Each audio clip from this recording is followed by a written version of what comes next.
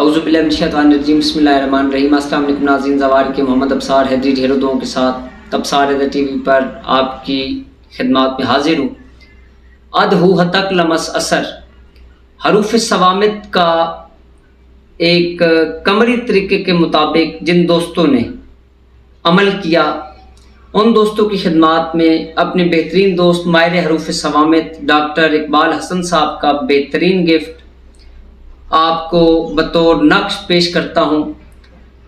आपने first of all कीड़े मकोड़ों को 1.25 किलो सूजी 1.25 किलो चीनी का सदका ज़मीन के अंदर डालना है और 13 दिन तक इस तरतीब के साथ आपने ये नक्श लिखना है कि पहले दिन 13 नक्श लिखे, दूसरे दिन 26 नक्श लिखे, तीसरे दिन 39 नक्श लिखे।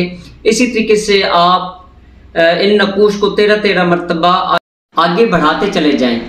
इंशाअल्लाह ये आपके 13 दिनों के अंदर 13 ज़रबे 13 हो जाएंगे, यानी कि 169 नकूश हो जाएंगे। और ज़कात निकालने के बाद आपको चाहिए कि आप फिर 1.25 किलो चीनी और 5.25 किलो सूजी का सदका कीड़ों मकोड़ों को ज़मीन के अंदर डालें और 2 रकत नमाज नफल अल्लाह पाक के नाम के बजा लाएँ और शुक्राना यानी कि अदा करें खालिक कायनात का, मोहम्मद वाले मोहम्मद का शुक्र अदा करें कि आपका ये नक्श काम करने लग जाए। आपने जो नकूश लिखे हुए होंगे आप पहले दिन भी रोज़ाना भी आप उन्हें दफन कर सकते हैं काले कपड़े के अंदर डालकर। ज़मीन के अंदर नमी वाली जगह के अंदर आपने उन्हें दफन करना होगा। नहीं तो अगर आप 13 दिन तक जो आपने नकूश लिखे हुए होंगे आप उन्हें कपड़े के अंदर डालें और न्यास बांट कर बच्चों के अंदर तकसीम करें। हरूफ सवामित के मुवक्किलीन की खादिमीन की मुवक्किलात की न्याज आप तकसीम करने के बाद उन नकूश को आप दफन कर दें।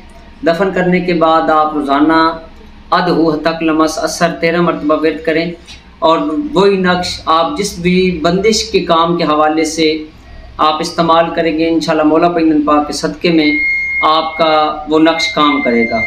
अपनी दुआ में याद रखिएगा। इकबाल हसन साहब के लिए भी लाजमी दुआ कीजिएगा और अब्सार हैदर टीवी को सब्सक्राइब कर लें ताकि लोग इंसानियत की खिदमत हो सके। आप अपना ज़वार के मोहम्मद अब्सार हैदरी तो इस्लाम की मदद।